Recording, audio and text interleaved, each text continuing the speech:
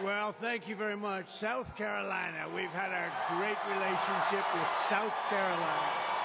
Thank you very much. And I'm thrilled to be back in this beautiful state. We love this state. With thousands of hardworking, God-fearing American patriots.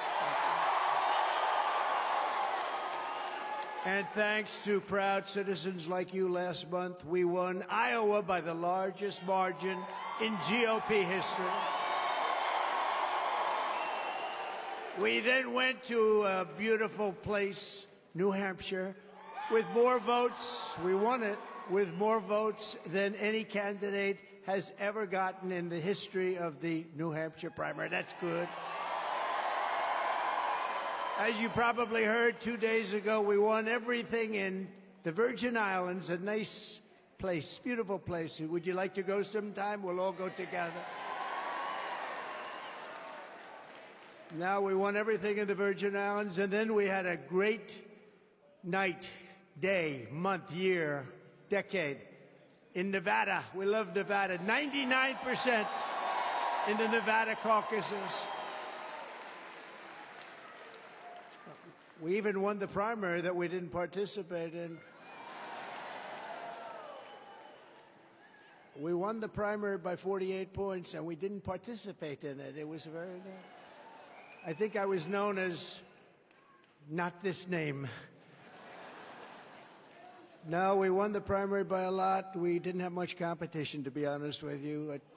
But we got more votes than anybody in Nevada in the caucuses. We got more votes than anybody in the history of that. So far, we're breaking every record. And I have a feeling we're going to do that again, right, Henry, in South Carolina. We're going to do it again. I think so. We don't have much competition, I will tell you. Turned out we have a lot less competition than we thought. 14 days from now, each and every one of you is going to get out and vote and deliver a gigantic win right here in South Carolina. And this November, we're going to win the White House, and we're going to take back our country. We're going to take it back. Terrible. Terrible what's been happening. Early voting for South Carolina begins. The primary begins. You got to get out. We want to send a signal for November. We just want to send. We want to win this thing so big. We want to send a signal because we have to take back. They are destroying our country. This man is destroying our country. So on Monday, go vote. Early voting, go vote. Let's not forget that this week we also had another massive victory that every conservative should celebrate. We crushed crooked Joe Biden's disastrous open borders bill. Crushed it.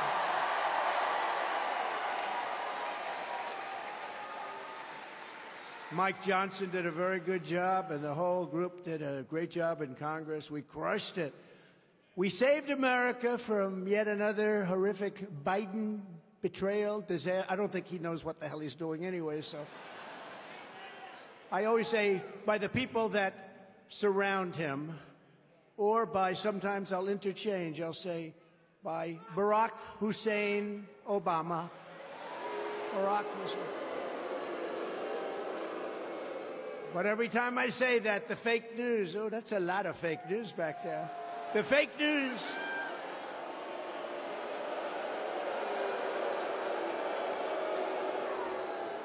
Every time I say it, anytime I want to have a little fun, Governor, we have fun sometimes, even though the country is going to hell, we have to have a little bit of fun.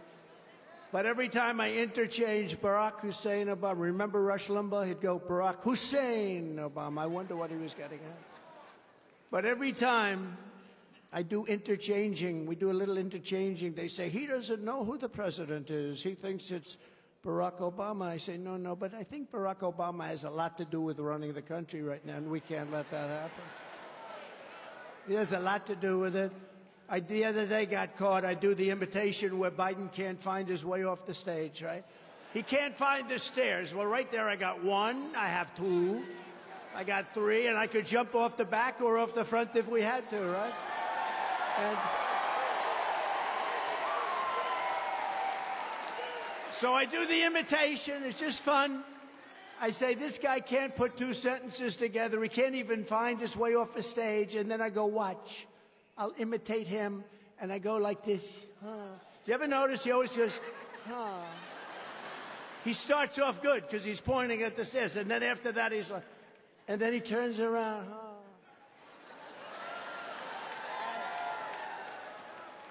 And in Nevada, where we did so well, we had a wall in the back.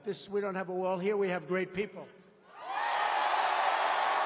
As opposed to a wall. I like people better, though, but we had a wall, and I walked back to the wall. Where are I? And then I came back, and we had a great, we did a very good speech.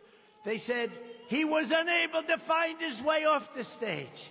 You know why? Because they're among the most dishonest people you'll ever see.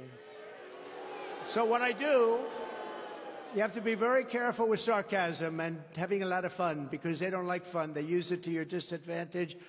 But I will say that I've never seen such spirit as we have right now. Never. You look outside. I mean, this is a big place and all, but I think you have 4 or 5 times the number of people outside. You can't get them in. Would anybody like to give up their place? No? No, Vernon? The answer is no.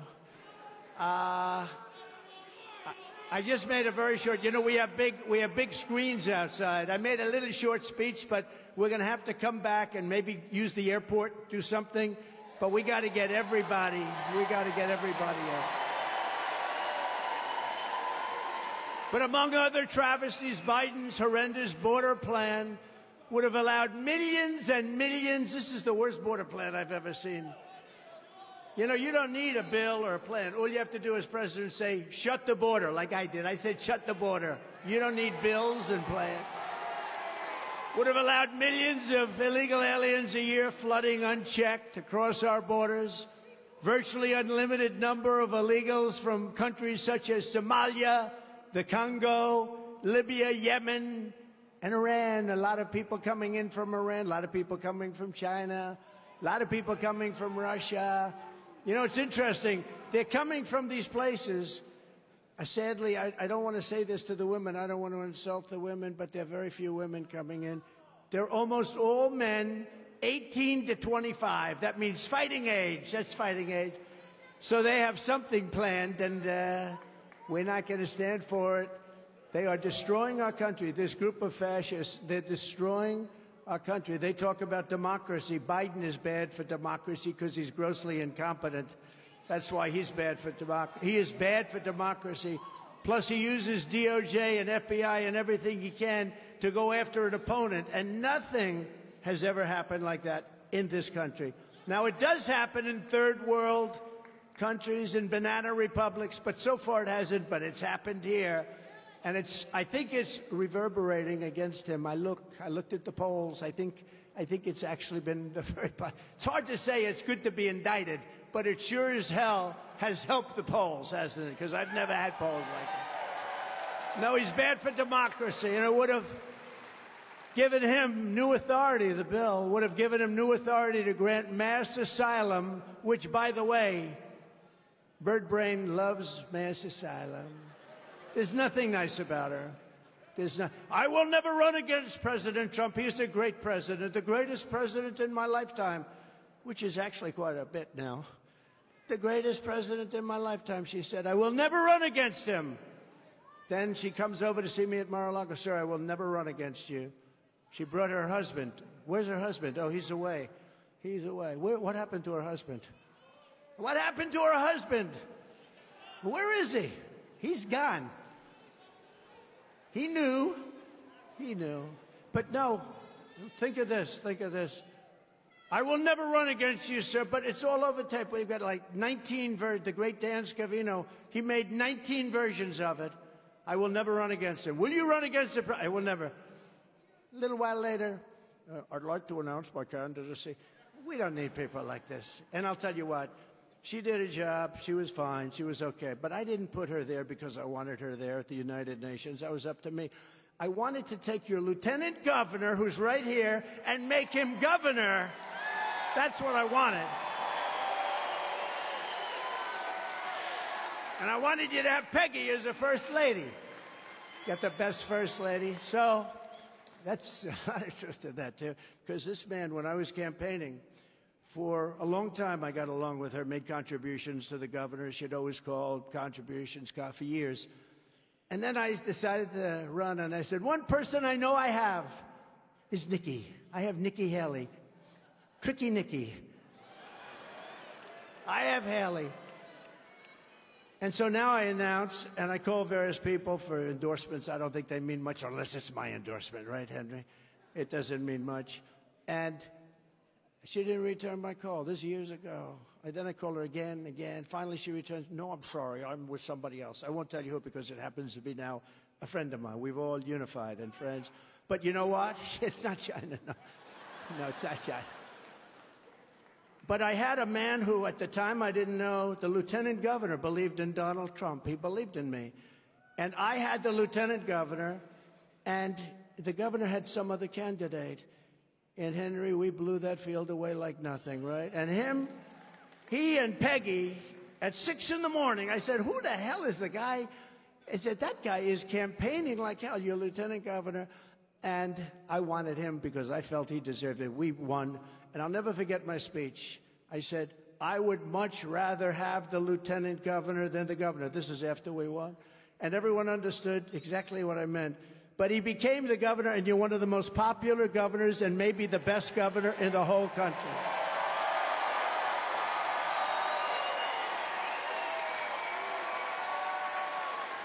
Oh, he didn't expect to build up like that. He didn't think, he doesn't even care. He just wants to do his job. He's a great gentleman. That's a great couple. Thank you very much. And Peggy, thank you very much. Appreciate it. What Crooked Joe is doing to our border is a crime against this nation, but he will not get away with it. We're not going to allow these horrible offenses to take place. He'll be tried by the ballot box. You know that? He's going to be tried in, by, and for the ballot box in November. I have to say that, otherwise the fake news would say, oh, he was very threatening. Remember when Biden used to say, well, I'd like to take him behind the barn and punch him. If he ever punched me, it wouldn't last long. That's one wouldn't last. No, it wouldn't last long. 1, 2, 3 seconds. I'd go like this. That would be the end. That would be the end. I wouldn't have to be violent. No, but when he said it, the fake news said, oh, that's so cute, that's so nice. He's threatening to hit the hell out of me. And they thought it was nice. Now, if I said I'd punch him in the face, he'd go down like a ton of lard. Remember that expression? Ton of lard. They'd say, he's a fascist. It's terrible what he said. You know, by the way, we have a group of a lot of women. You love North Carolina, right? Okay. We have a lot of, they followed me now. This is the 129th rally that they've attended. Could I ask them, even though it's North Carolina, it's close enough, right? We love North Carolina. Would you stand up, please? Look at these people. Look at these people. Beautiful women. You're not allowed to say that anymore, but I'll say it. You are not allowed to say beautiful women. That usually is the end of a career, but I'll say it. They're beautiful women. They're incredible women. They're smart. The only thing I don't understand, I see one husband. They're good. Their husbands are home 129 times. What the hell are they doing? What did they say? No, they're great people. Thank you very much. Thank you. Thank you very much. Appreciate it. That's support. And we were treated very well, as you know. You know Laura, she lives in North Carolina, and she named the baby with Eric, named the baby Carolina. No discrimination. I said, is that north or the south? They said, it's both. It's both. So she's great. Thank you very much, everybody. Thank you for coming. I appreciate it. As you probably know, 2 days ago, the Biden Department of Injustice let Crooked Joe off the hook for some of his very egregious crimes, including his brazen theft of classified documents long before he was ever president. He's been doing this for 50 years. I couldn't believe it. I remember a certain senator got up and said, no way he did that, no way. But he did it. He took them when he was a senator. You can't do it. Now, in my case, I'm covered by the Presidential Records Act. I'm allowed to do what I do. But he wasn't covered. He was a vice president, not covered, and he was a senator. But this is yet more proof that we have a weaponized two-tier system of justice in this country. Crooked Joe got off scot-free. Now, I don't know if you call it scot-free. They said he was a mental basket case. Okay, so I wouldn't say it's totally scot-free. In fact, I think maybe if I had my choice, I'd take the other. I'd go through a little process, but that's better than what happened. But they said he was a disaster mentally, and he willfully stole gigantic numbers of classified documents, willful. But because of his condition mentally, is this guy going to make it to the starting gate, seriously? Well, it shows you the power of incumbency, doesn't it?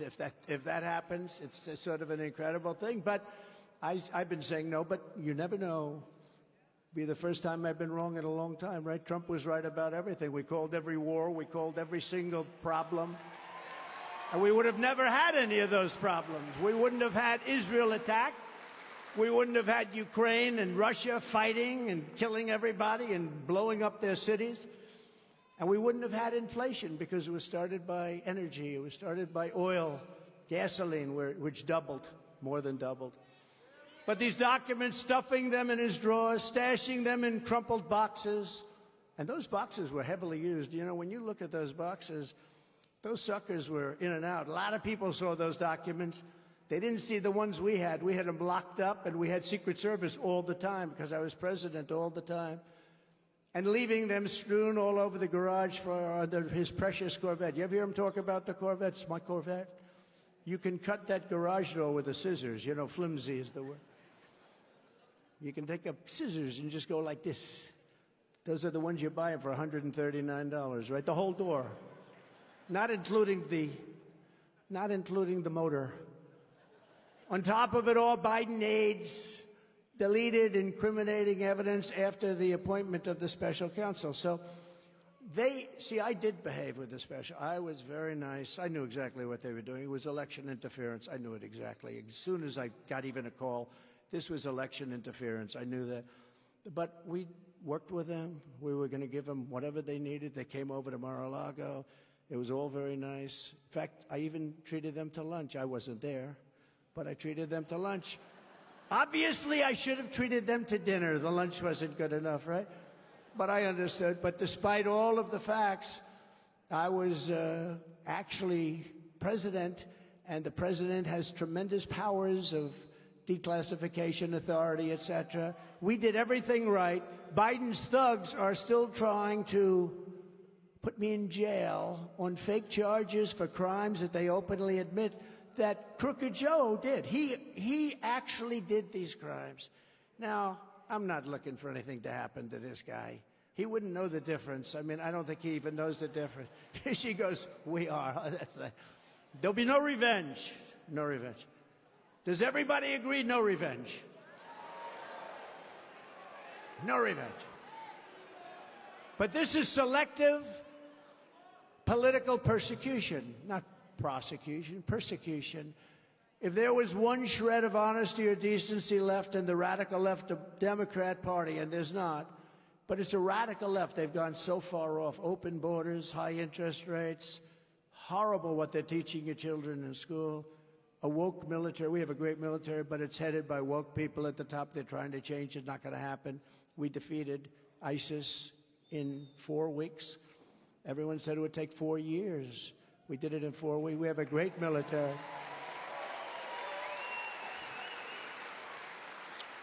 But the Biden DOJ, the entire phony boxes hoax against your favorite president and me would be immediately dropped. Everybody says it.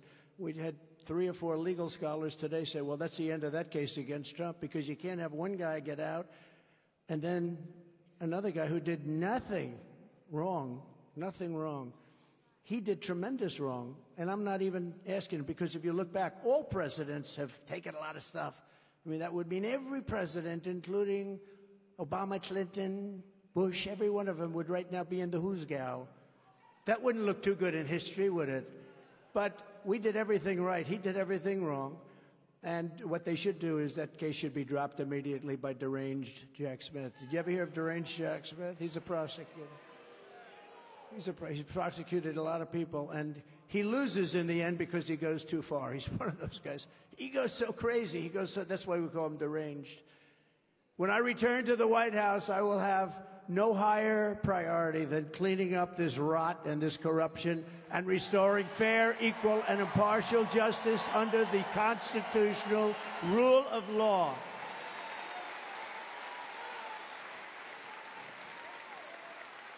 The special counsel's report tries to let Biden off by claiming that he is too mentally incompetent to convict at a trial. But if Joe Biden is not fit to charge, they're not going to charge him with a crime, but it's okay for him to become commander-in-chief. Think of that one. Thank you, that one.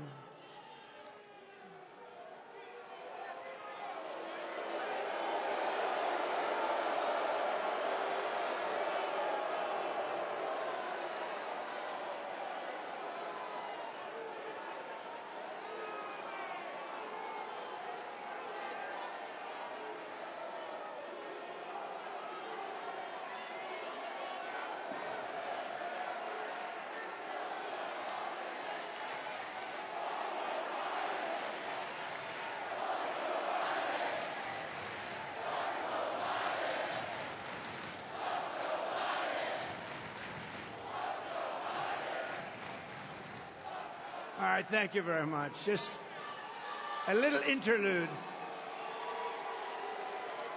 You know, that used to happen all the time. Now it doesn't happen too much.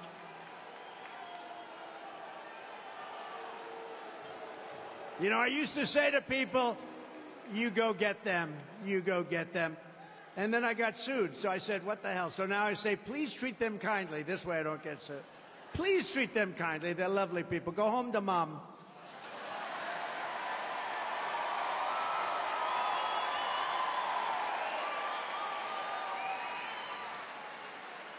But we know that Joe Biden has always been too mentally incompetent. Is he gone? I think he's gone. We don't have that. Remember, we used to have it all the time? And I used to get angry with the cameras because they never show the crowd. They'll never show the crowd outside, which is many times the size of the crowd inside. They never do. But I used to get angry, and then I figured it must be the equipment. But I used to complain. They'd show me, my face, and a few of the people right back there, very attractive people. But they would never... True.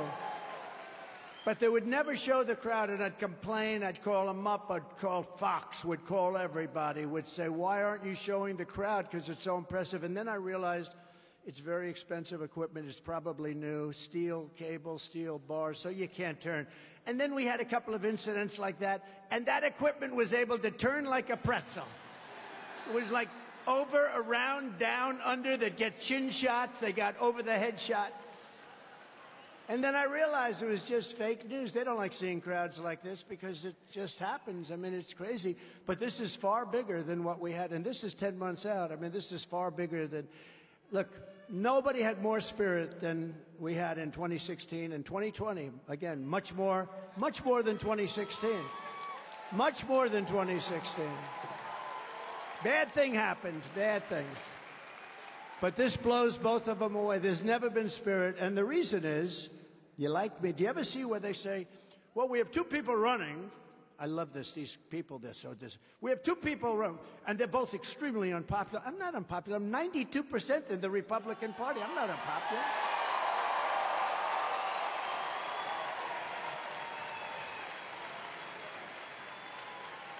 I mean, brain dead. She's got, you know what she's got? Like 12%.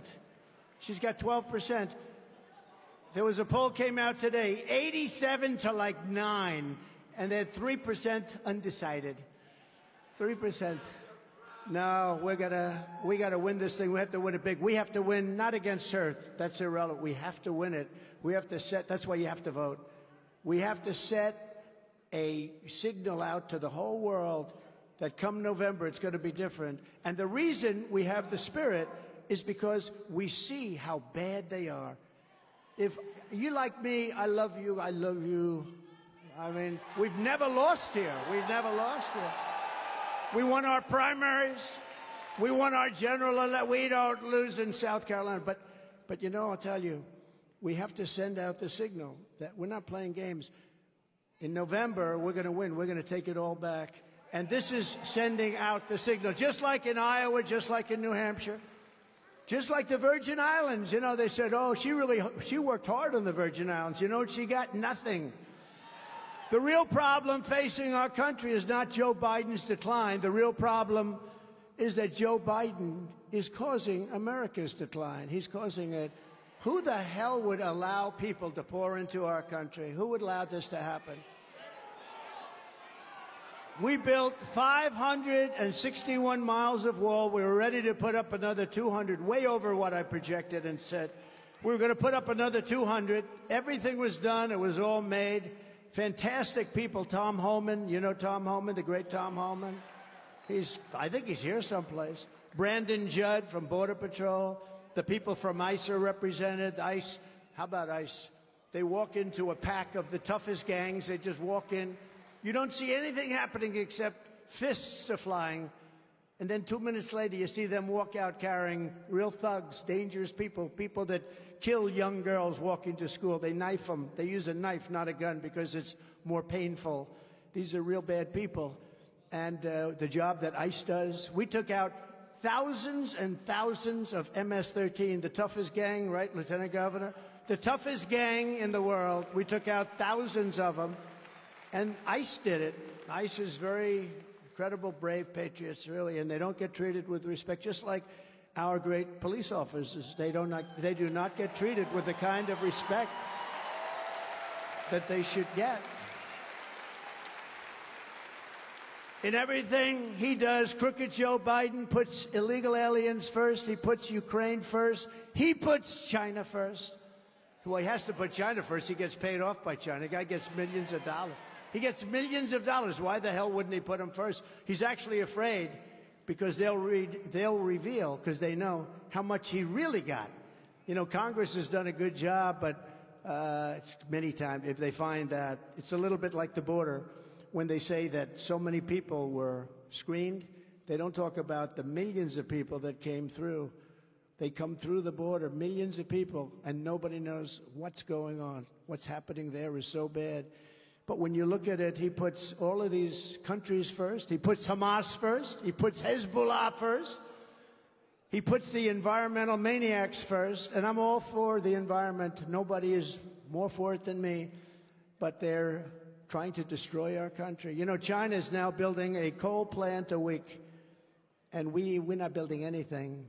We're not building anything. The windmills aren't working. The most expensive form of energy ever. Germany tried it. They wanted to go for windmills and solar. They would have been out of business in about 3 months. Can't fire up the big factories, can't do it. And you have clean, beautiful natural gas. You have clean coal. You have great things. We have more, by the way, we have more liquid gold under our feet, right? Mr. Congressman, great job you did. Great speech. Great speech, Michael. But they put everyone first except us. He puts America last, and he puts our workers last. He puts our safety last. We don't know. You know, the people coming into our country, many, many terrorists coming in. They just did this chart on one of the fake news stations. I couldn't believe it. This is real news. 2019, they showed that under Trump, there were no terrorists. We had all sorts of bans. We had bans on everything. We didn't like people. We didn't like countries. We didn't like what was happening in the country. We didn't let them in. But we had big bans, and we got approval through the Supreme Court of the United States. It was very controversial. But we never had a terrorist attack during the 4 years that I was president, and we won't again. We won't again. Won't happen. You know, I wanted to talk about that so badly during my term. I said, you know, it's 2.5 years, 3 years, 3.5 years. I wanted to talk about it, Michael. I wanted to say, we never had a terrorist, but I didn't want to. I was afraid what might happen the next day. But we got through 4 years without an attack, and they knew they can't attack. They can't attack when Trump is president. Not going to happen. Because as your president, I put America first every single time, every day, and every night.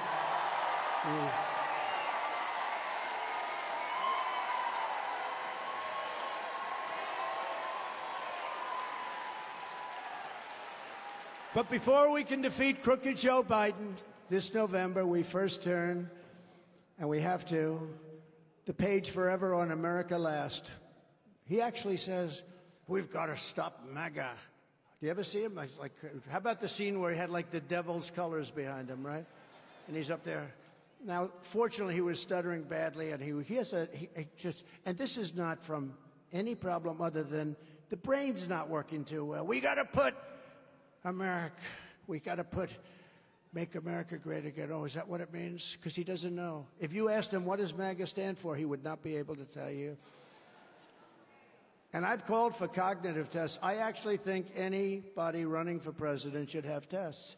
I think, and I pass them every time. Dr. Ronnie Jackson gave me the first one. Anybody running for president.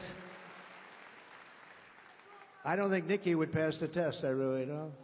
But anybody running for president, regardless of age, I think they should pass the test. Vice president, certain positions, they say it's not constitutional. I'd be willing to waive it. Let's waive that. But I think they should. Haley is the candidate of globalists and warmongers who want to spend trillions and trillions of dollars on endless wars. She's always in favor of fighting wars. You know, during my term, we defeated ISIS. We knocked out the worst terrorists in the world. You know that. We took out the worst terrorists, the two of them. You know who they are. Took them out. Don't have to mention the names. Everyone knows who they are. Soleimani, you know that, right? Al-Baghdadi, you know, the founder of ISIS. We took him out. Soleimani, the head of, he was, I think, the Iranians actually, they were so afraid of this guy. He was a vicious guy. Father of the roadside bomb. All of the soldiers that some in this room, I saw some in this room, where they lost their legs, their arms, they got badly, so badly. But we took him out. And al-Baghdadi, the founder of ISIS, trying to rebuild it again. I wiped it out. I wiped him out. I wiped it out. We got him done. Conan, remember Conan the dog, right? Conan. We gave Conan a medal. Conan the dog. Conan was pretty warm. That was the last thing he heard was Conan running at him. But they're gone, and we defeated, and we didn't go into one war. I'm the first president in 76 years that didn't get into a war. First one. It's a big thing. It's easy to go into war. You know, we rebuilt the military. It's easy to go into war. We're going to go in and knock the hell out of somebody. We have the best equipment in the world because of me. I rebuilt the military. We had fighter jets that were 53 years old. And we have all brand new F-35s now. And we have the greatest military in the world. We really do. When I went after ISIS, I was told 4 years, and we took them out in just a matter of weeks. The whole thing gone, 100%. I remember we got it down to 98%. And I said, let's get out of here because Iran doesn't want ISIS. They're enemies, natural enemies. Russia doesn't want. I said, let them finish off the final two. Let's get the hell out of there. I wanted to get out after 20 years of ridiculous spending of billions and trillions of dollars. And the fake news said, he didn't finish the job. It's 98%. I figured let them take out the two a little. So you know what I said? All right, fellas, go and knock the hell out of them and let's get the hell out. We finished 100%. We knocked out ISIS. General Raisin Cane, right? Raisin, you know who Raisin Cane is? General Raisin Cane was great. He did a great job. We got some great generals, not the guys you see on television that leave Afghanistan. Let's take the soldiers out first. Let's take the military out first. If I ask a child, there's a beautiful child sitting in the 10th row right there, about 10 years old. If I ask that young man, what do you think we should do? Should we take the military out first or last? He would tell me, sir, last. What's wrong with you asking me a stupid question like that, sir? We took the military out first. We didn't take our equipment. We left $85 billion worth of equipment. We left the saddest. Look, we had 13 incredible soldiers. I've gotten to know their families. 13 military killed. violently killed, blown up. 38 people so horrifically hit, and nobody talks about them. Do you ever hear that? You probably never heard that from anybody else. Nobody talks about the 38 people so badly hit, legs gone, arms gone, faces just so sad. I visited many of them in Walter Reed. By the way, one of the greatest hospitals in the world. Those doctors are incredible. What they do is incredible. 5 years ago, they could have never lived, but it's incredible. 38 so badly hurt. And we left a lot of hostages. We left a lot of Americans there. We got out with the planes. Remember the planes? He said, it'll never be another Vietnam with the helicopters. This made Vietnam look like it was a picnic. It was terrible. People falling off the planes. Remember that scene of the planes leaving, and they had many people sitting on the wings of the planes and the wheels of the planes, and they were falling off at 3,000 feet. That's 3 times the height of the Empire State Building. They were falling off the planes. There was never a scene like that, and there's never been an embarrassment like that in the history of our country. We've never been so embarrassed, and that's why Putin, I believe, because I know Putin very well, very smart, very sharp. They hate when I say that, you know. They say, oh, you called him President Xi of China. I say, very smart man. They ask me, is he smart? I said, well, let's go a step above that. Let's say he's a brilliant guy. The press goes, he called President Xi brilliant. Well, here's a guy controls 1.4 billion people with an iron fist. Yeah, I'd say he's smart, but he respected this country. We didn't play games, and we took out billions, hundreds of billions of dollars out of China. No president has ever taken out 10 cents out of China. We took out hundreds of billions of dollars.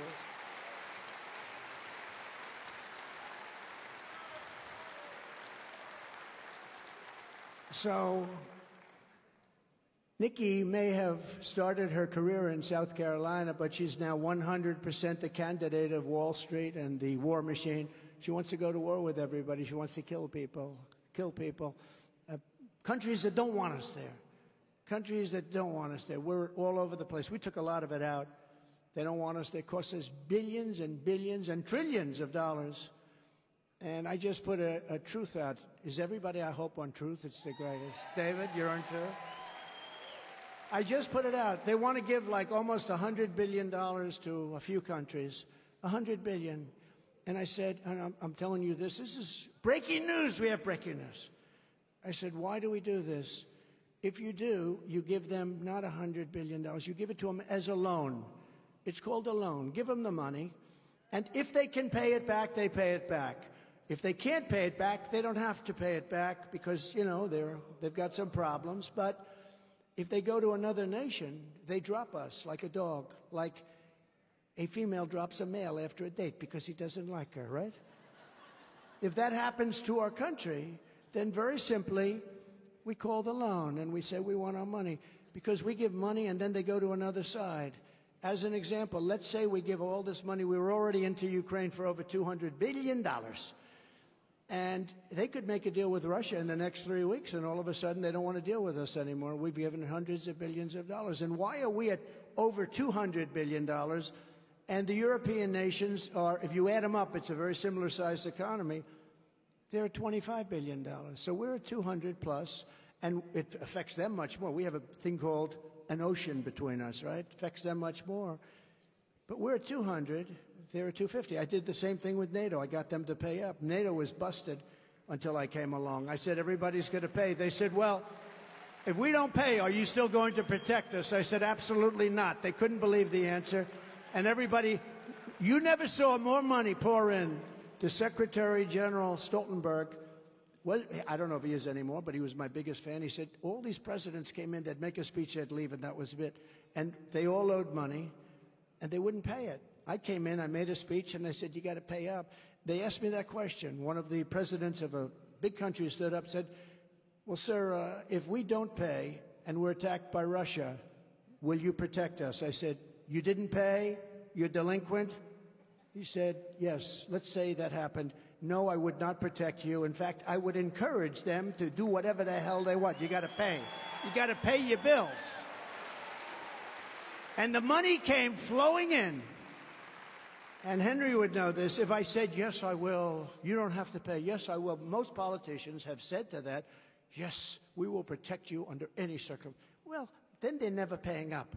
I said, no, you have to understand, you don't pay your bills, you get no protection. It's very simple. Hundreds of billions of dollars came into NATO, and that's why they have money today, because of what I did.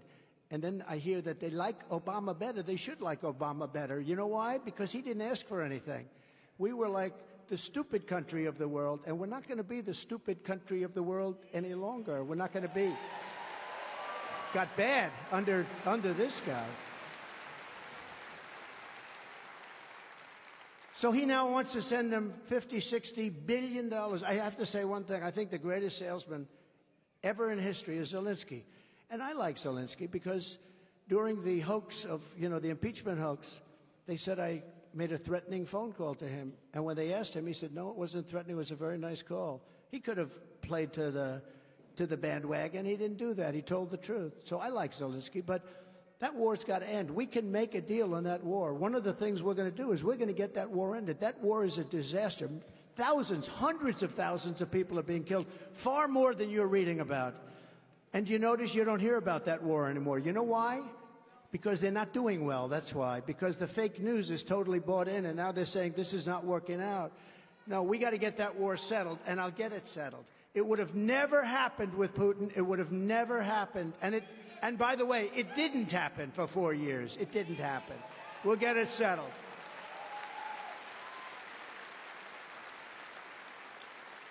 But we're fighting for the people of our country. We're going to stop that war. We're going to stop other wars that are happening. When you think of what took place in Israel just a short while ago, would have never happened. Even the Democrats were on television the other day, Deface the Nation. Did you ever watch the show Deface? Ladies and gentlemen, it's Donald Trump on Deface the Nation.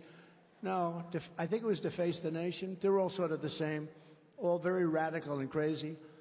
But they were saying that, now, one thing I will admit, if Trump were president, you wouldn't have had Israel attacked, you wouldn't have had Ukraine attacked, and you wouldn't have had inflation. Other than that, but we're going to drain the swamp. We started off, we fired Comey, that fraud.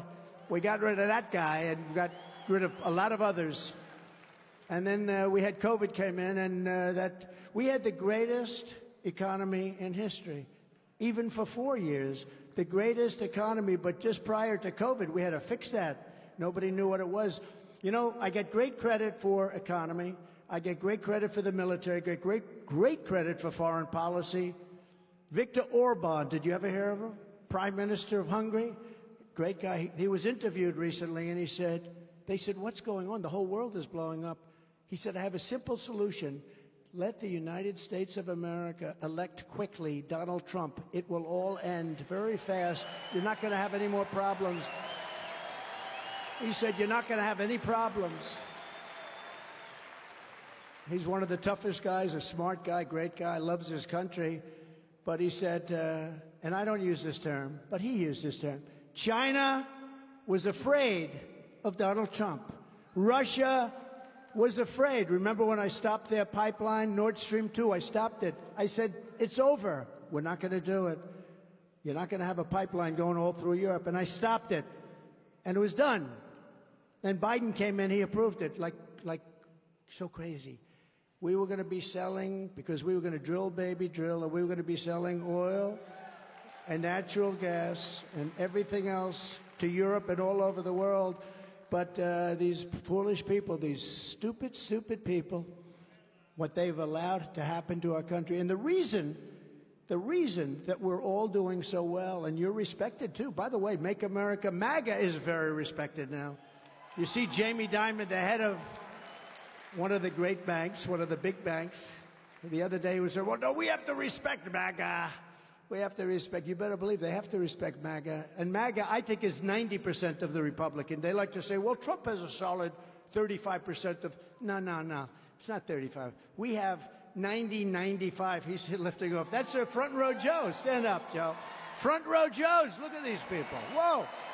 Whoa.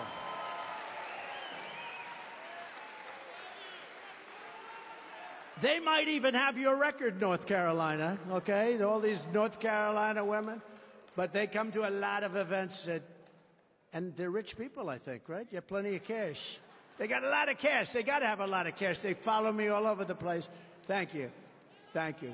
No, they're great people, actually. But as president, I ended the NAFTA disaster, the worst trade deal ever made, and replaced it with a brand new USMCA. That's Mexico and Canada, who are ripping us off. I know they're our neighbors, but they were ripping us off. The best trade deal, they say, ever made in our country. I know it's good because they want to renegotiate the deal. And for years, we suffered with NAFTA.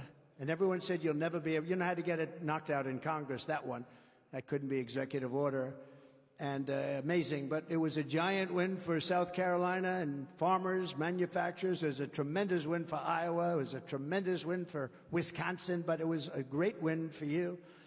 I took on communist China like no administration in history, bringing in hundreds and hundreds of billions of dollars, hundreds of billions, and I would say my relationship got to be a little bit sour. There are a lot of people think that COVID came because of that. They said, how do we get this guy out?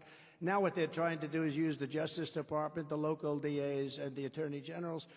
But nothing's going to work. Look, we're doing a great job. We're doing a great job.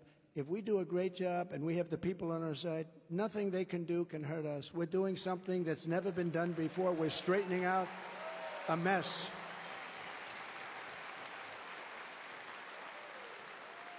Then I gave, out of China, I gave our farmers $28 billion right out of those tariffs that China was paying. Right out of the tariffs from China. Manufacturers, too. Remember, the night I won the Iowa caucuses, the Chinese stock market took a tremendous nosedive. Some people would say a little bit of a mini crash. I won Iowa by the record that we talked about. And the market dropped. Then the next week I won New Hampshire. The market went way down. The China market, what does that tell you? That tells you that you don't have to say anything. And I'm not looking to hurt them, but they have to treat us fairly. We're not looking to hurt China. We'll have a good relationship with China, I hope. But they respected us. They didn't want those tariffs. You know, for the first year they pretended like the tariffs didn't bother them. I made it 25%, and I made it 35%. And they kept saying, it doesn't matter. It doesn't matter. We don't care about the tariffs. We're China. I said, I can't believe it. They don't care. It's a lot of money, but that's okay. Then I made it 45. Then I got a call from the top man, President Xi, who you have to respect. Strong. Can you imagine him dealing with Biden? Biden walks in, he falls asleep. They said, get this guy out of here. He won't know. He won't know where he was. But I got a call from the top guy. He said, please stop the tariffs. You're killing us. I said, okay. But they're great negotiators. I mean, they are great negotiators, much better than the people we have negotiating. We have these guys go over there begging. They're like beggars. But they knew that Crooked Joe and Nikki Haley are very good for China. They're China people. They're into China. Donald J. Trump is good for the United States of America. That's what I'm good for.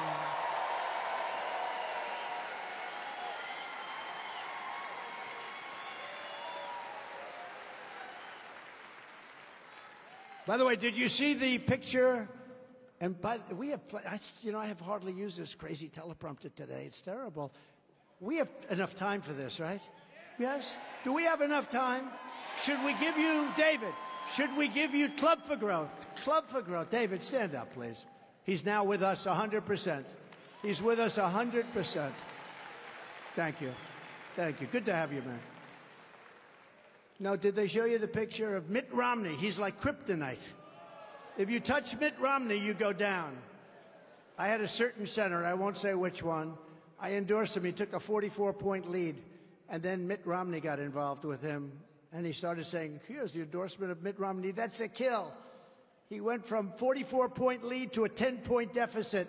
But I got involved because I knew it wasn't true. And he won his state. It was a great victory. I don't want to tell you the senator. A lot of people know. Could have been more than one senator. Mitt Romney is kryptonite. Mitt Romney is a friend of Nikki Haley. And you saw the screen. I think you saw the screenshot. And that was actually when she was with Barack Hussein Obama. Oh, do we have good work? This was not, exactly, this was not on the screen. Congratulations, people in the back.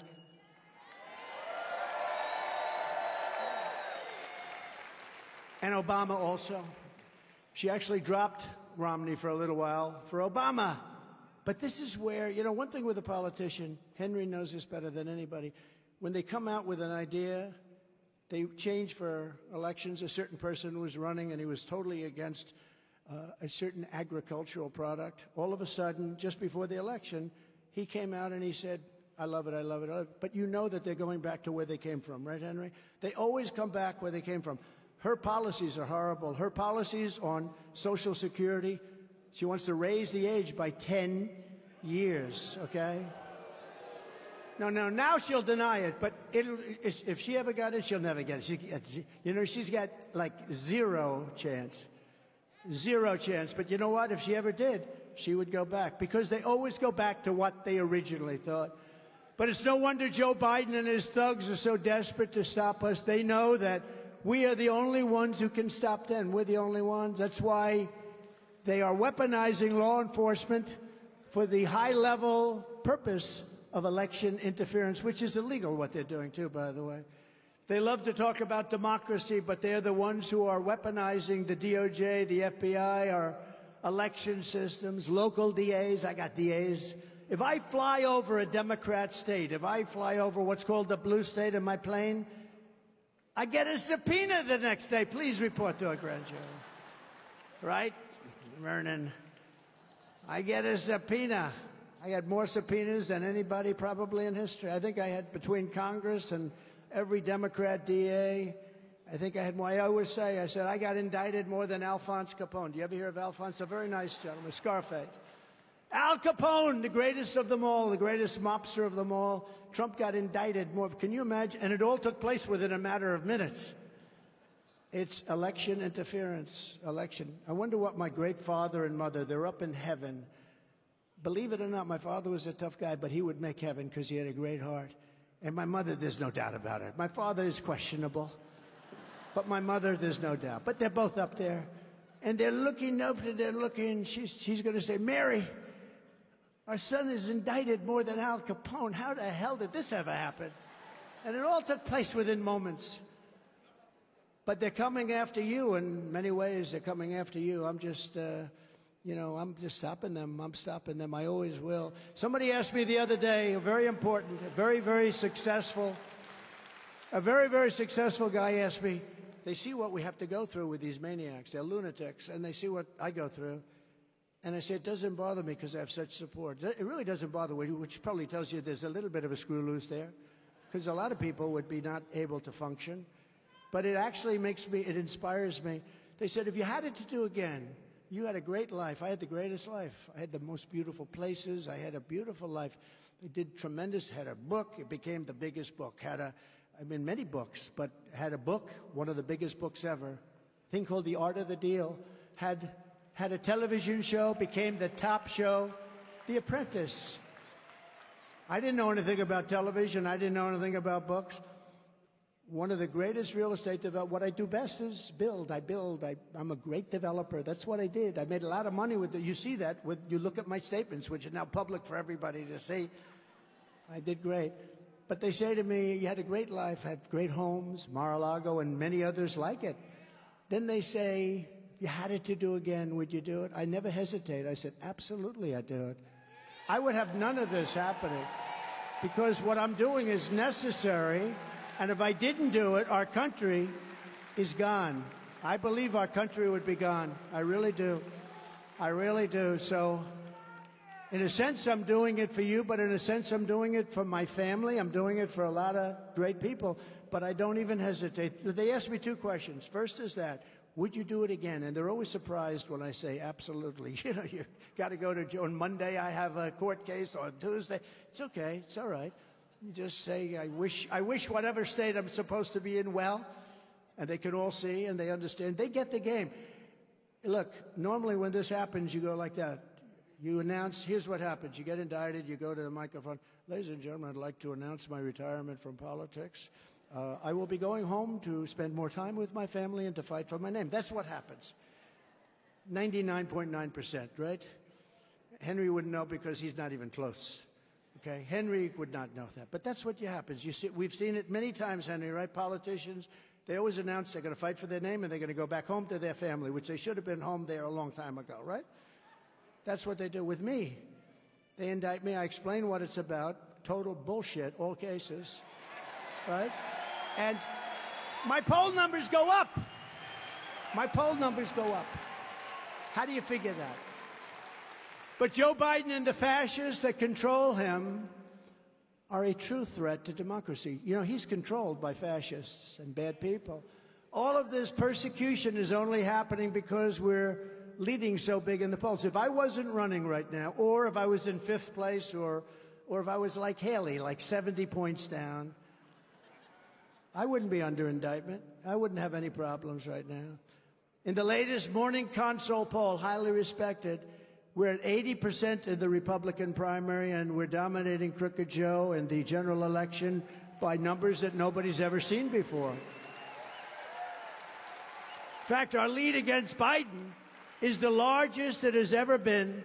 6, 7, 8, 9. We have one at 11 points, which is hard. I have a friend that called me. He's not into politics. He said, could I ask you a question? How come you're only leading Biden by 8 points? I said, because if I ran this speech that I'm supposed to be using, but I decided not to. You know why? Because I feel at home with South Carolina. I'm at home. I'm at home. No, if I ran this book, you start off with 39 points if you're a Democrat. I actually told my children, they're great. I have great children, smart children. They worked hard, very hard. I said, I don't want to get in your way, but it's a lot easier and a lot safer to be a Democrat. It's true. If I ran that book, nothing else, just the book, has no life, no nothing, you get 39 points. That's why it amazes me. In other words, a Democrat, between the unions, the civil service, and a few other groups, I won't mention them, but you get 39 points, right? So no matter who you are, this microphone would get 39 points. We start off with nothing. We don't have that. We have to run the whole East Coast like I did twice. I did better the second time. But we have to run the East Coast. Then we'd have to take the Midwest. Then we have to do all sorts of things. I'll never forget that incredible 2016, though, when everyone said, well, he has no chance. Remember, they gave me a 2% chance, right? Remember the poll, the number? Some genius sold his whole company to the New York Times. They paid him millions of dollars because he gave me a 2% chance. And then as you win states, you go from 2% to 4% to 10% to 14%.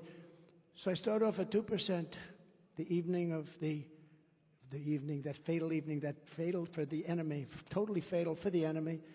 So I started off at 2%, and then it comes out, Donald Trump has won the state of Florida. Oh, that's nice. So now I go from 2% chance to an 8% chance.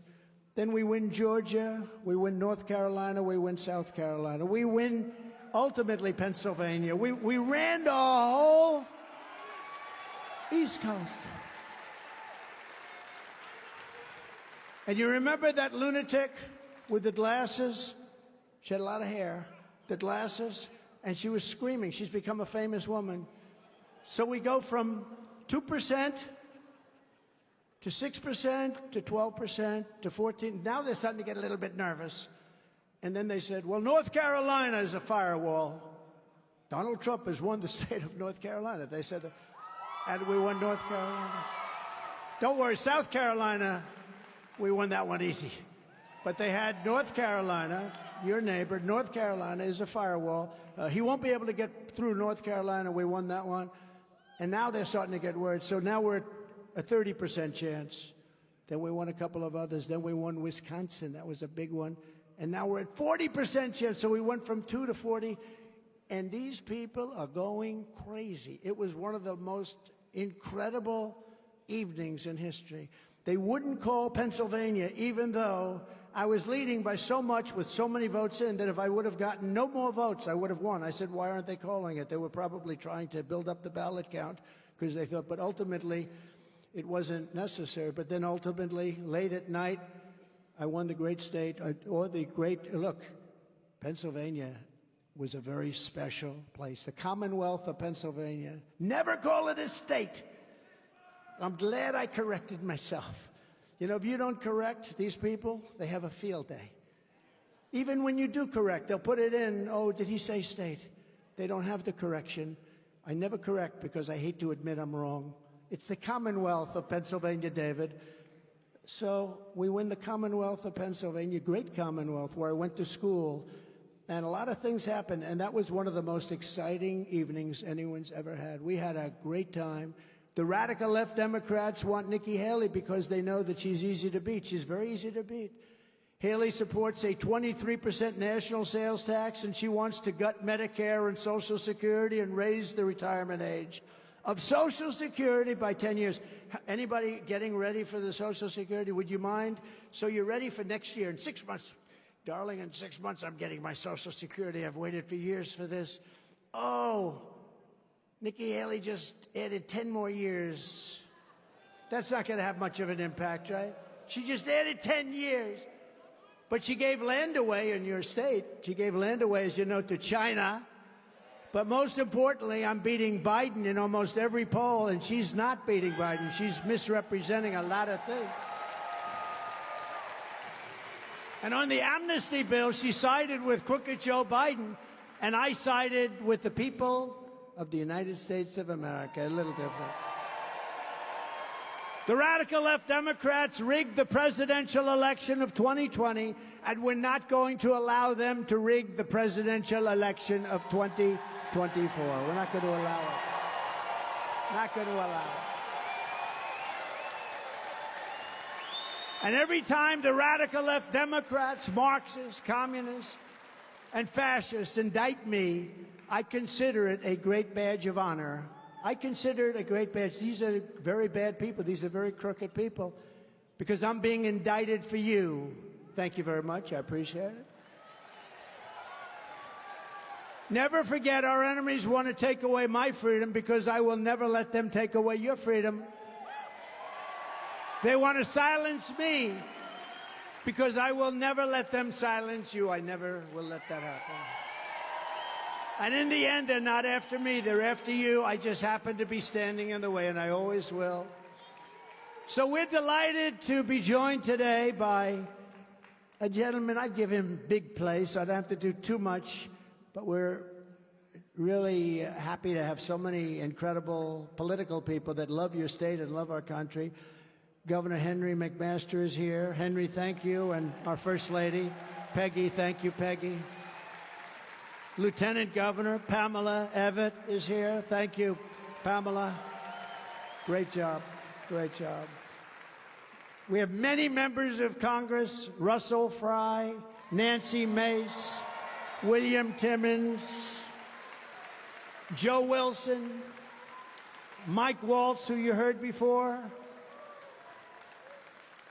Horry County GOP Chairman Reese Boyd, done a great job. Thank you, Reese. And our 2020 Horry County Captain, Jerry McDaniel. I see Jerry back there someplace. Hi, Jerry. A man who did a fantastic job as ambassador. He really, one of the best. He really brought a lot of people together. Ambassador Ed McMullen. Thank you. A very good person, Pastor Mark Burns. Mark, stand up, thanks. Wherever you may be. A fantastic woman, a true patriot, Laura Loomer. Laura, thank you. Thank you. Thank you, Laura.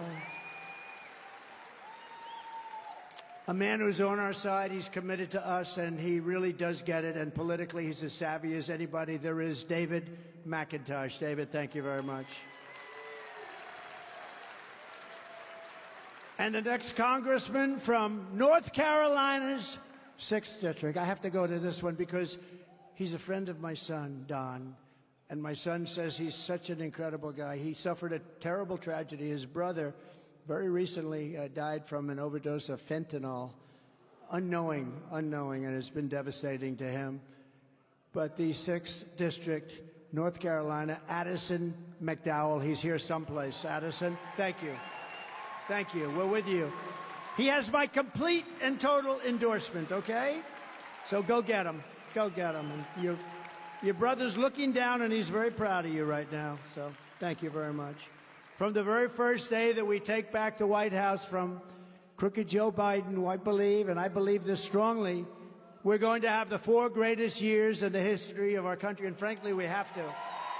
We have to. We have no choice because we're so far behind. We had the greatest economy in history, and now we have what's gone on. I mean, the inflation, what it's done to people, it's devastated people. 35, 40, 50%, if you think, for basic staples. We appointed over 300 federal judges and 3 great Supreme Court justices. That was a big thing. We fully rebuilt the United States military and created Space Force, the first time since Air Force 78 years ago, right, Mr. Congressman? And you helped us, Mike. You helped us, Mike. That was a good speech you made, Mike. I was very proud of you. I didn't know his wife had more time than you, though, and that's pretty impressive. Stand up, please. She had more time. She's great. That's very good. We passed a thing called Right to Try. You know what that is? That was a big deal. They've been trying to do it for 70 years. It's not as easy as it sounds, but this is where we have the greatest doctors and lab technicians and labs in the world for medical purposes and for other purposes, too. And we have drugs and space-age things and bio that nobody in the world has. But we're not allowed to use them because the FDA says they may be dangerous. I said, wait a minute, may be dangerous. People are terminally ill. They're not going to be dangerous. These people have to take them. And I was able to work a deal and get it passed. Oh, thank you. Wow, that's good. We've saved thousands of lives. Thank you very much. You're okay now. Wow. And I never met that woman in my life. I know what happens. They'll say, she was a shill. They put her in. That's great. That's great. Many, many people, thousands and thousands of people have been saved. And we gave them the right to try. We gave them the right. They were going to Asia. They were going to Europe. They were going all over the world. And if they had no money, they were just going home and dying. Most of them had no money. They go home and die. But we gave them a license. And it was very tough because the doctors didn't want it, because they didn't want it on the records. The drug companies hated the idea because they didn't want to take somebody that was very severely ill, terminally ill. And if the drug doesn't work, they're going to have to report it. So we made the insurance companies hated it. And the country hated it because the country ends up being sued all the time. So they have to sign what's called a release. And we released the country from liability. They released the drug companies from liability. And the drug companies didn't have to report when somebody is that ill. They had a separate list. And this was such a success, Right to Try. And thousands of people are living now who would be dead. And some are living without a problem, where they're literally healthy people. They don't even have to go back. I'm so proud of you. That's so great. Wow, that's really nice. Thank you very much. That is so nice that you do that. Thank you very much. And for our great veterans, we passed VA accountability and VA choice. Now, accountability is we fired 9,000 people from the Veterans Administration, the hospitals. They were sadists. They were thieves. They would beat up our soldiers when our soldiers weren't in prime time. They couldn't have done it in prime time. They would have gotten their ass kicked. But they did. They were sadists. They were actually, who would think this? And you couldn't, because of civil service laws, you couldn't do anything about it. They would steal. In Arizona, we had somebody stole $400,000 and they couldn't fire the person. They caught them stealing $400,000 and you couldn't fire them because of the laws. Well, we got accountability done. And we got something that was even better, VA choice. We had choice.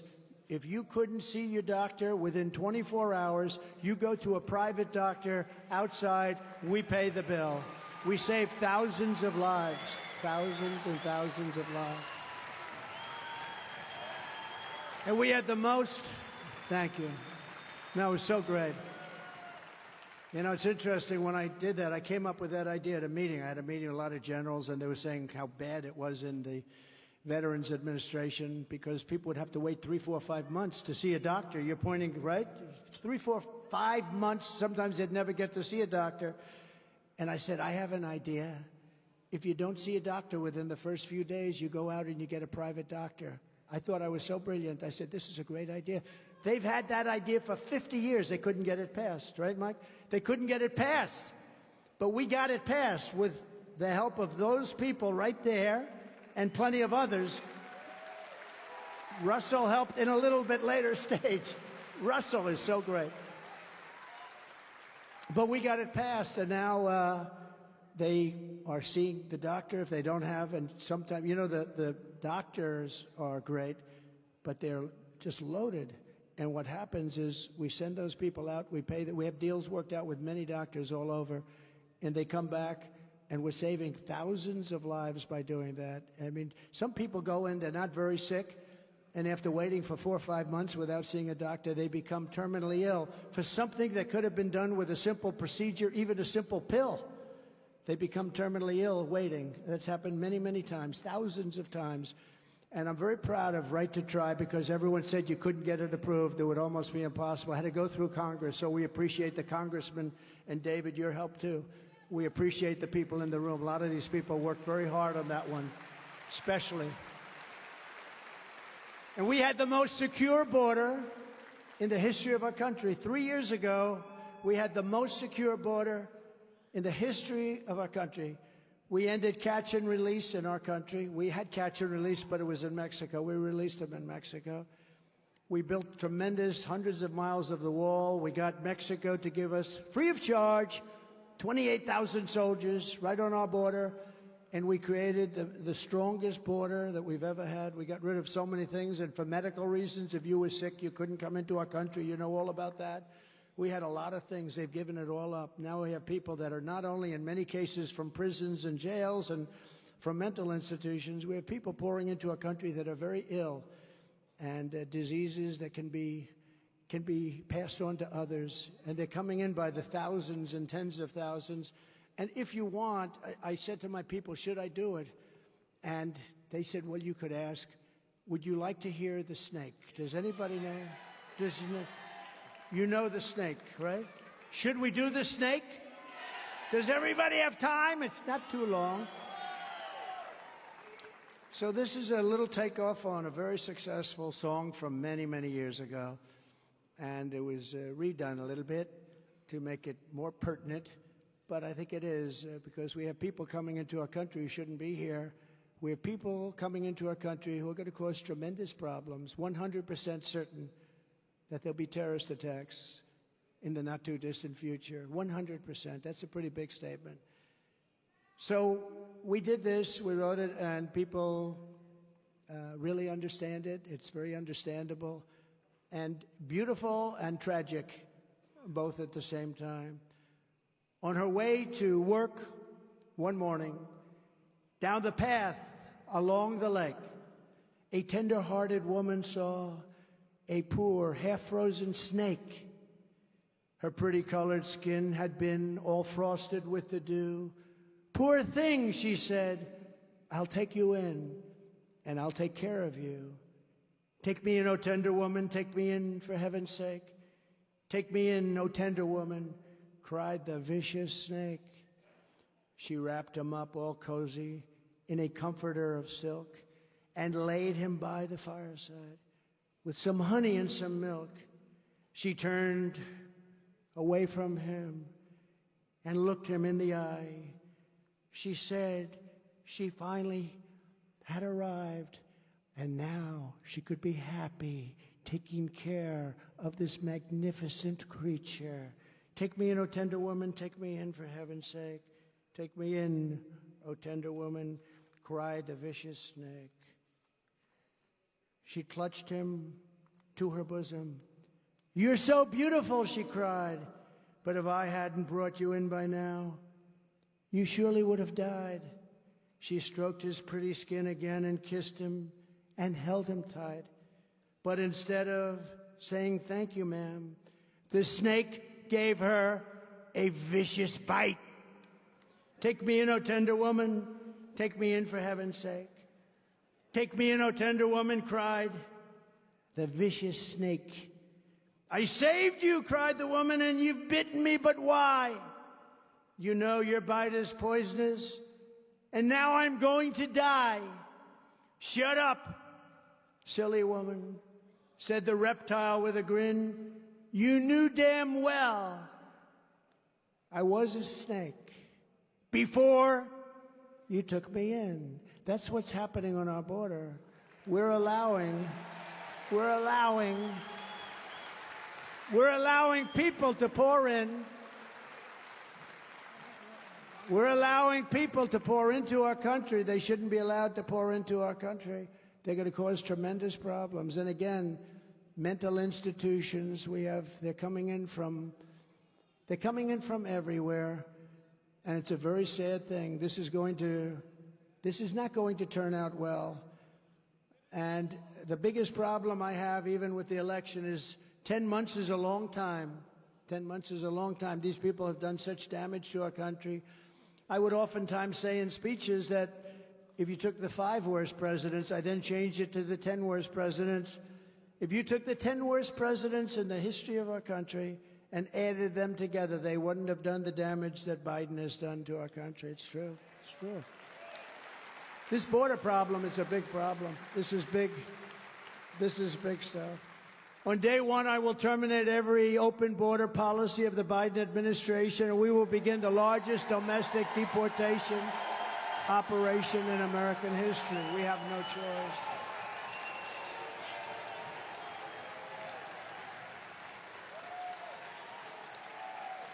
We have no choice. We don't want to do that. We have no choice. Dwight Eisenhower, President Eisenhower, was actually a pretty tough guy, tougher than people think. And he did it years ago. We will restore law and order. I will direct a completely overhauled DOJ to investigate every radical, out-of-control prosecutor in America for their illegal, racist, and reverse enforcement of the law. I'm also going to indemnify all police officers and law enforcement officials throughout the United States to protect them from being destroyed by the radical left for taking strong actions on crime. We're going to rebuild our cities into beacons of hope. Our cities are falling apart, run in all cases by Democrats. The crime in our cities, they go in and take away department stores, hundreds of people walking in, thugs, walking out with television sets, walking out with everything. And we're going to take care of that very quickly. We're going to take care of it. We're going to take care of it. We will take over the horribly run capital of our nation in Washington, D.C., and clean up, renovate, and rebuild our capital so that it is no longer a nightmare of murder and crime. People killed. Every week, people are killed walking into what? They come from Nebraska. They come from South Carolina. They come from places all over the country. They go to see our beautiful Washington, D.C., and they end up with a bullet in their head. We're not going to have it. I lost a great gentleman who worked in the administration last week. You probably heard. It was a car hijacking. They didn't just hijack the car. They looked at him and they shot him, and then they took the car. These people are people we're going to deal with very tough. We're going to deal with them very tough. We're not going to be protecting the criminal. We're going to protect the people that the criminals are killing. They're killing people in our country. And we're going to have a capital that you're going to be proud of. And unlike Nikki Haley, I will always defend Medicare and Social Security for our seniors, always. Always. On day one, I will sign a new executive order to cut federal funding for any school pushing critical race theory, transgender insanity, and inappropriate racial, sexual, or political content onto the lives of our children. And I will not give one penny to any school that has a vaccine mandate or a mask mandate.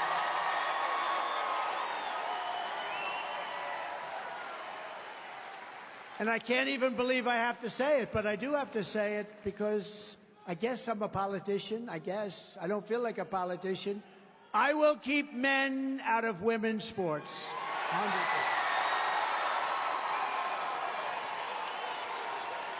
And I will fully uphold the Second Amendment, our very under siege second. We will protect innocent life and will restore free speech into our country. We don't have free speech. We don't have a fair press, and we don't have free speech. And I will secure our elections. One of the most important things. Remember, To have a great country, you have to have strong borders and free elections. We have neither. We have neither. Our goal will be one-day voting with paper ballots, voter ID. One-day voting. By the way, the paper ballots cost 9% the cost of what you're doing right now. And they're faster and they're far more secure. So if you want to save America, vote for Trump. Get out and vote. Vote Republican. The primary is Saturday, February 24th. Early in-person voting begins this Monday and ends on February 22nd. It's closed Sunday. Remember that. The 18th and Monday, the 19th for President's Day. But go out and get a little bit early. Nikki is pushing Democrats to vote. She wants Democrats because she's not getting the Republicans. They don't. And the Democrats aren't going to do that. She did the same thing in New Hampshire. They allowed Democrats to vote in the Republican primary. Do you ever hear that one? Well, hate to say you have a little bit of that too, but not as severe. But she's pressing the Democrats. Details are sc.donaldjtrump.com. So in conclusion, together we are taking on some of the most menacing forces and vicious opponents our people have ever seen. We've never seen anything like what's happening in our country. And the danger from within is far greater, in my opinion, than the danger on the outside of our country. That's danger, but this is serious. The fascists, the communists, the serious socialists. We don't even talk about socialism. I mean, remember I said, we will never have a socialist country. I was right. We skipped over socialism. We went right down to communism. It's horrible what's happening. But no matter how hateful and corrupt the communists and criminals we are fighting against may be, you must never forget this nation does not belong to them. This nation belongs to you. This is your home. This is your heritage. And our American liberty is your God-given right. From Columbia to Conway, from Greenville to Garden City, and from Foley Beach to Myrtle Beach, we stand on the shoulders of South Carolina heroes who crossed the oceans, settled the continent, tamed the wilderness, laid down the railroads, raised up those big, beautiful skyscrapers. I did that. Won 2 world wars, defeated fascism and communism, and made America the single greatest nation in the world.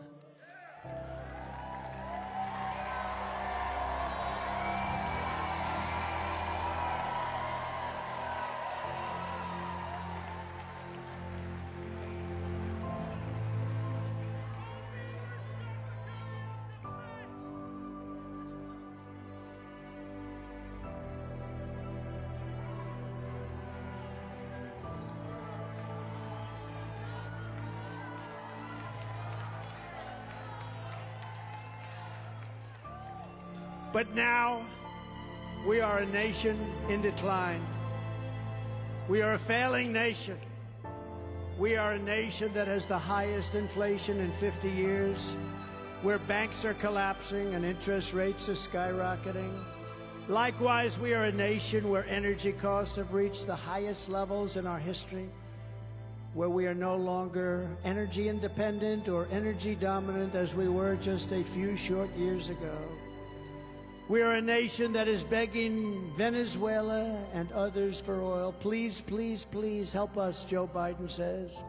Yet we have more liquid gold under our feet than any other country anywhere in the world. We are a nation that just recently heard that Saudi Arabia and Russia will be reducing their oil production while at the same time substantially increasing the price.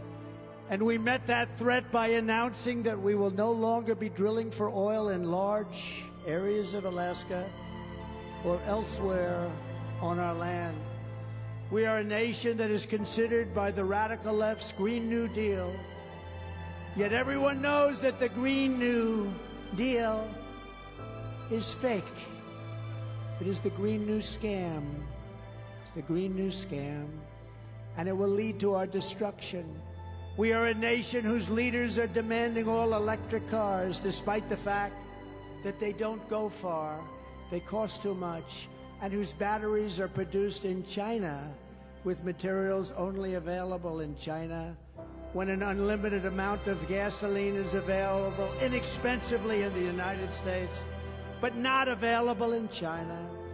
And now we are a nation that wants to make our revered and very powerful, magnificent army tanks, considered the best in the world, all electric, so that despite the fact that they are also not able to go far, fewer pollutants will be released into the air as we blast our way through enemy territory in an environmentally friendly way. And they also want to make our fighter jets with a green stamp of energy savings, though losing 15% efficiency, but allowing us to keep our enemy's atmosphere clean of emissions as we viciously and unceremoniously attack them at levels they've never seen before. Who are these people that would do this to us? Who are these people who would ruin our country? We are a nation that ended oil exploration and production in the United States of America just as the price of oil reached an all-time high. What other country would do such a foolish and self-destructive thing? We can be energy independent, and we can even be energy dominant. And yes, quickly says that President Trump is saying you will be energy dominant very soon. We are a nation that surrendered in Afghanistan, leaving dead soldiers, American citizens, and $85 billion worth of the finest military equipment anywhere in the world, and also abandoning Bagram, one of the biggest military bases anywhere in the world, and only 1 hour away from where China makes its nuclear weapons. And we are a nation that allowed Russia and Ukraine to fight, killing hundreds of thousands of people, and it will only get worse. It would never have happened with me as your president, and for 4 straight years, it didn't happen. Likewise, the horrifying attack on Israel would never have happened. They wouldn't even have thought of doing such a horrible thing if President Trump was in the Oval Office. Iran was broke under Trump and the Trump administration. They didn't have the money to fund Hamas and Hezbollah and all of the other instruments of terror. They had no money at all. But those sanctions were lifted by the corrupt Biden administration. And now Iran is a rich country with $200 billion and another $6 billion for hostages. Think of it, $6 billion for 5 hostages and $10 billion for electricity for Iraq. All compliments of the incompetent Biden administration. And China, with Taiwan, is watching, and they're next. We're a nation that allows radical left terrorists to violently attack our cities, leaving behind massive destruction and death, and nothing happens to the criminals that do these terrible, terrible things. There is no punishment, but when people who love our country protest on January 6th in Washington, D.C., they become hostages for many years, unfairly imprisoned for long periods of time. We're a third world nation that has weaponized its law enforcement against the opposing political party like never before. Nothing like this has ever happened in our nation.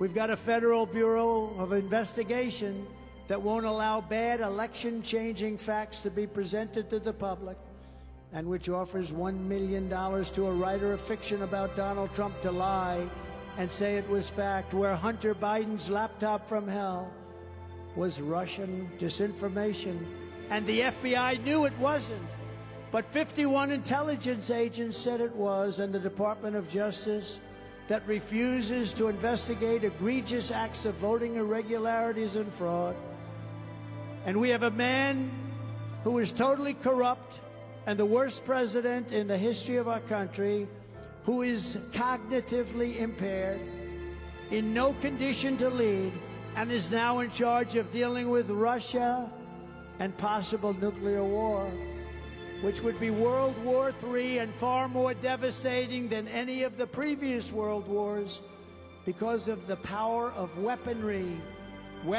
like no one has ever seen before. We're a nation that no longer has a free and fair press. Fake news is all you get, and they are indeed the enemy of the people. They refuse to discuss the Biden crime family, but enjoy covering false indictments of Donald J. Trump, who has done nothing wrong except win an election that they didn't think could be won. We are a nation where free speech is no longer allowed, and where crime is rampant and out of control like never, ever before. We are a nation that is allowing Iran to build a massive nuclear weapon and China to use the trillions and trillions of dollars it has taken from us to build a military to rival our own. And less than 3 years ago, we had Iran, China, Russia, and North Korea in check. They respected us. They were afraid of us. They weren't going to do a thing against us, and everyone knows it. Now Russia and China are holding summits to carve up the world. And perhaps most importantly, we are a nation that is no longer admired, respected, or listened to on the world stage. We are a nation that in many ways has become a joke. We are a nation that is hostile to liberty, freedom, faith, and even God. We are a nation whose economy is collapsing into a cesspool of ruin, whose supply chain is broken, whose stores are not stocked, whose deliveries are not coming, and whose educational system is ranked at the very bottom of every single list. We are a nation that just sold a once great company, United States Steel, to Japan. We are a nation whose stock market's continued success is contingent on MAGA winning the next election. If we don't win the next election, the stock market will crash, just like it did in 1929. We are a nation where large packs of sadistic criminals and thieves are allowed to go openly into stores, beat them, kill their workers, destroy their customers, leave with armloads of goods, but with no retribution whatsoever, where the authority of our great police has been taken, where their families and pensions have been threatened, and their lives would be destroyed for the mere mentions of the words law enforcement. We are a nation where fentanyl and all other forms of illegal drugs are easier to get than groceries to feed our beautiful families. We have become a drug-infested, crime-ridden nation, which is incapable of solving even the simplest of problems. We will institute the powerful death penalty for drug dealers, where each dealer is responsible for the death during their lives of 500 people.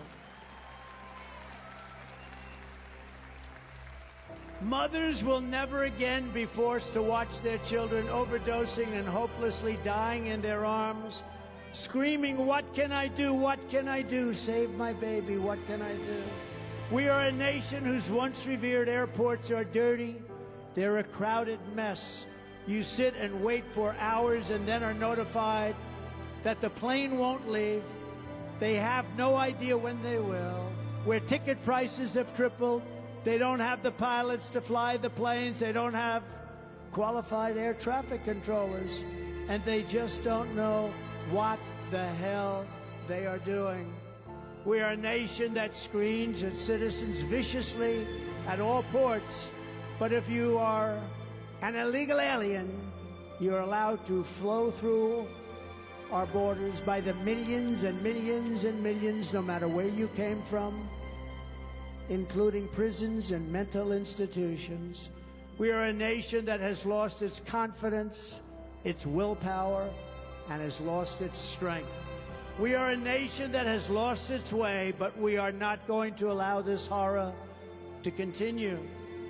3 years ago, we were a great nation, and we will soon be a great nation again.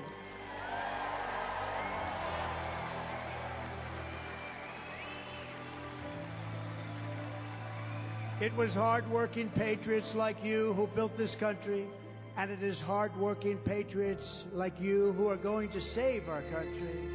We will fight for America like no one has ever fought before. 2024 is our final battle.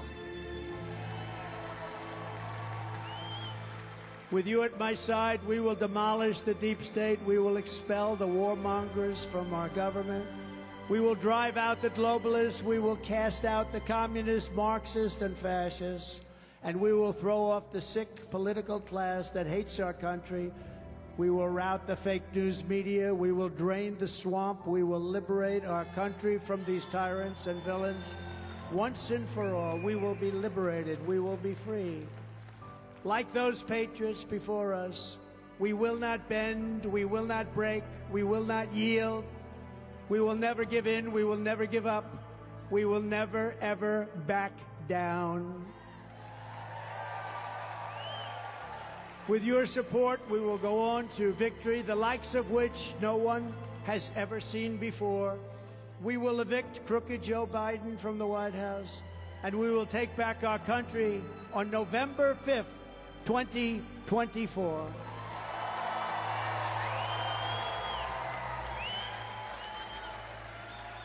The great silent majority is rising like never before, and under our leadership, the forgotten man and woman will be forgotten no longer.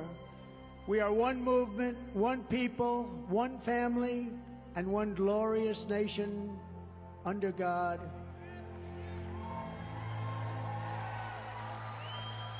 And together, we will make America powerful again. We will make America wealthy again.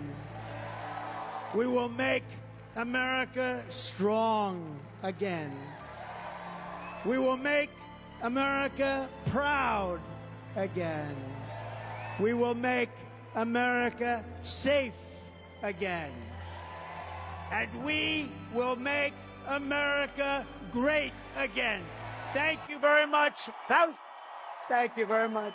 South Carolina, thank you. God bless you all. God bless you. Get out and vote. Get out and vote. Thank you.